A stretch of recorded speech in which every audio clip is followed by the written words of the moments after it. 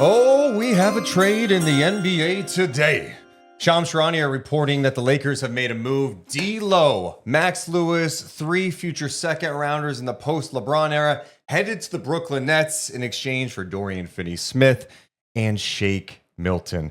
Morgan, this is a great move for the Lakers. They don't have to give up a first-round pick. They get a guy who's an absolute dog, defensive versatility. What do you think about this pickup for LA? Well, I think getting rid of someone like D'Lo and obviously adding someone who I feel like can make an impact on both ends of the floor, it's just a smart decision by the Lakers. Yeah, and he's shown the ability to be a legit catch and shoot guy. Over 40% from 3. I feel like he'll get good looks in this offense too. Yeah, you think about guys just obviously getting to the paint, getting those spray threes, and then you just have another person that you can depend on to shoot the basketball from beyond the arc. It's a tweak for the Lakers, but it's a solid tweak for the Lakers, especially when you had D'Lo in and out of that starting rotation. You didn't know exactly what you want to do with him. You know, you even have someone like Gabe Vincent who is up and down as well. And I just think with someone like Dorian Finney-Smith, you can really depend on him, like we said, on both ends of the floor. Yeah, and I think you look at the Lakers now, they just have length everywhere. I envy them because in Sacramento, there's like none of that. And they've got Connect, you got Rui, you got AD. Max Christie, I feel like, has been really impressive since they put him in the starting lineup, especially defensively. He's taken on some of these tough matchups. We've seen him go at De'Aaron Fox a little bit, try to make his life more challenging, but he's been really good for them too defensively. So now you add Finney-Smith to the mix. I think the other angle on this that's interesting is I think Austin Reeves' play lately made them think like, look, D'Lo's expendable. He's too hit or miss for us, and Austin Reeves is playing awesome basketball right now. He really is. And I mean, even defensively at times, like how many times last year were we talking about the Sacramento Kings and De'Aaron Fox being able to have as many straight line drives as he wanted, right? Like no one can stop him on this Lakers defense.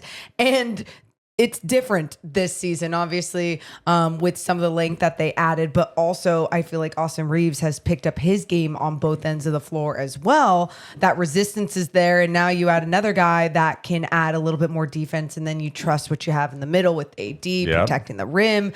I mean, look, this league, you think about needing to do it on both ends of the floor, but it's a numbers league, and shooting the three, you're seeing a lot of success. So adding more shooting doesn't hurt. They're sitting at 18 and 13 right now. That's 5th in the West. And think about their team was pretty much the same as last year, right? Like they kind of ran it back, and there's a lot of criticism about that. You make this subtle tweak, I think it helps them long term. From Brooklyn's perspective, you get Dorian Finney-Smith's expiring contract and 3 second rounders that could be pretty good in the post-LeBron. You get D'Lo's What'd expiring. I say? You said Dorian Finney-Smith. I meant D'Lo's expiring D'Lo. So D'Lo, his contract expires. Bojan Bogdanovic's deal expires. Ben Simmons. It's a lot of money coming off the books. They're trying to have draft assets. They're obviously trying to rebuild. That's it. This makes sense for them. You know, I think there was another report that said Memphis was in the mix trying to get Finney-Smith for John Conchar, Kennard, and a protected first, but like they're probably going, we want expiring deals and draft assets, and they got that from the Lakers. Yeah, they seem like they have a plan, and they are going in that direction with the plan and getting some of those draft assets.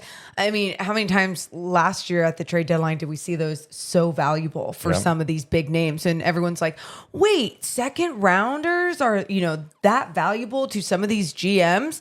Well, it showed to be last year, when you're trying to get some of those big names. In this era, especially when with you got the apron rules, like trying to nail it with some of those second round picks and using them in trades can be really beneficial.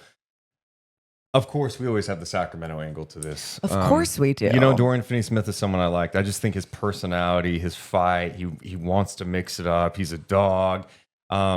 He would have been a good addition. But in my opinion, I'm like, if I would have been a good addition a few weeks ago. Now the Kings are sitting at 13 and 19, and I'm just like, maybe he's not the type that moves the needle with this group. Yeah, but when you do see these tweaks, especially when you are where you are with the Sacramento Kings, it can be frustrating at times because you're just like, wait, why are you making that tweak? Why are you doing it? And maybe they're thinking of doing something bigger, but that's the same mindset that we had last year without knowing what's being talked about within that front office. So you can only pray to the basketball gods, cross your fingers, and hope that it's either going to be these tweaks being made, because otherwise, this is the other thing too, Deuce.